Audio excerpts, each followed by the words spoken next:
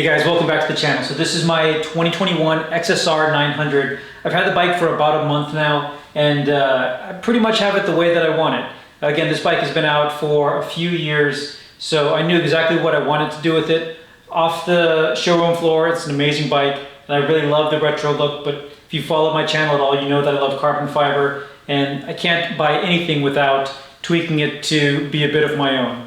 I do want to give props to XSR 900CA. You can check him out on Instagram, but he has this bike and my bike ended up looking very much like his. The way that he did the carbon fiber in particular was something that drew me to this bike in the first place. So big thanks to him for the inspiration there, but wanted to briefly go over all the mods that I've done to the bike. I started off doing individual videos, but again, with this bike being out for a while and also having pretty much the same platform as the MT-09, lots of videos on some of the individual installations, but thought it might be interesting to look at this bike as a whole now that I'm done with most of the tweaking that I'm going to do on it. I actually did a standalone video that I'll link above to the carbon fiber. Moto Composites sent me this package that had the tank covers, the radiator guard, this little triangle shaped piece here that looked really strange in aluminum, but I think looks great in the carbon fiber, and the rear hugger as well as the front headlight bucket. I think it makes this neo retro bike look even more neo, but I think it works well with the overall look, and getting rid of some of the colors. So instead of then being red, white, and black like it was when it came off of the floor, now it's pretty much just black with this red stripe down the middle, and I think it's a good color combination. But I think the carbon fiber really does set this bike apart, and now that it also doesn't have the Yamaha label on it, people stop and ask what kind of bike is that, and there seems to be a lot more interest in it. I think it does just look a little more exciting and interesting in this carbon fiber flare. Something else that I briefly covered in another video was lowering the bike. So I put on the Lust Racing 20mm lowering link in the back, and that gave me just enough reach that I have a lot more comfort on the bike than I did in a stock form. I'm 5'8" with a 30-inch inseam, and in the stock form, I was really tippy-toeing around, and while I can control the bike, and while it doesn't make any difference once you're actually on the bike moving forward, coming to a stop and in traffic, I just didn't have that command that I do on all of the other motorcycles that I have in my garage. But again, it just made me feel a little uncomfortable, and feeling comfortable on the bike is a huge thing. So in addition to lowering the back 20mm, I also raised the fork legs through the top of the triple clamp 14mm. So it was 14mm in the front and 20mm in the back, which based on the calculations that came from Lust Racing, keep the same geometry of the bike. And honestly, I haven't noticed any difference with the slowness or speed of the steering. The bike still feels very neutral to me. So very happy with having lowered the bike. And if you're a shorter rider like myself, it's something that I recommend. I know there's a lot of mixed opinions there, but for me, it's made the bike much more enjoyable, and I feel much safer too. So the only real performance modification I put on the bike is the Akrapovic titanium exhaust that has the carbon fiber tip that matches the carbon fiber motif pretty well. It's not a very loud exhaust. It comes with a baffle that you can remove. Removing the baffle is really loud, and louder than I want on this bike. I have seen some people modify the baffle, though, cutting it in half, which seems to be a happy medium and maybe something that I do in the future. But for now, I like the sound. This is a bike that I ride around town that I'm not looking to draw too much attention. So it's nice to have a bike that doesn't scream, but still has a little bit of grunt.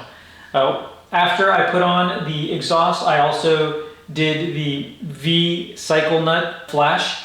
It was about $200, and he turned it around incredibly quickly. It's very easy to get to the ECU. You remove the trim panels that go around the tank and a couple of bolts to lift it up, and there's just 2 plugs, and then the unit slots out. You ship it to VCycle Nut, you let him know the modifications that you have, and he also has a questionnaire asking questions like, do you like backfire on decel, and some other things like that. Gets it back to you, you pop it in, and you're good to go. So matching the tune to the very slight difference that fueling may require for this particular exhaust was one reason to do the modification, but more importantly was to have a smoother power curve. This is an incredibly torquey engine, and I usually run it in the B mode anyway. In the A mode, it just seems pretty insane for regular street riding, but I always had that problem finding a neutral throttle position. It always felt very digital, either on or off, and once you got to a cruising range, unless I was all the way in 6th gear, completely cruising. It was always trying to find that perfect position you want to be in, like a cheap shower where it's not hot or cold. You can never find that place that you want to be in. It really has smoothed out the power band, so even more so than being tuned correctly for the exhaust, it just makes it a more enjoyable bike to ride, and I'd recommend doing that tune even if you're not changing the exhaust. In a previous video, I also covered the rear tail tidy from, I think it's called New Rage Cycles. I think it's one of the cleanest tail tidies they make for this bike. I love how it's very much hidden underneath the seat, and it has this glowing color that I think just looks awesome. And now the headlight bucket brackets being much sleeker looking with very clean integrated lights from one of the Moto Gadget products. But again, that really cleaned up the front end of the bike. So two other changes that I made that really rounded out the overall look and performance of this bike. One is the front headlight.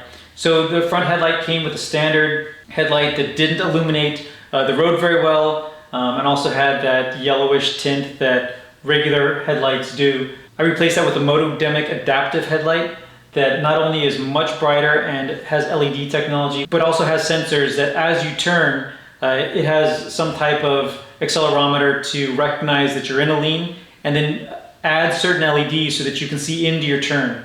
Without it, the light beam kind of goes off the other direction as you're making your lean, but with this, it lights the way that you're going to go. So for riding in dark situations makes a huge difference. And then the final change was I added the factory quick shifter to the bike. This was very inexpensive. I bought it for about $100, and it was about a 10-minute install. The quick shifter is much faster than I can be with the actual clutch. But again, something that I recommend installing. If you've never ridden a quick shifter, it's a pretty exciting experience. They do make other quick shifters that you can have your ECU flashed to support that are both down and up, so that it's then effectively an automatic bike. You never do have to touch the clutch.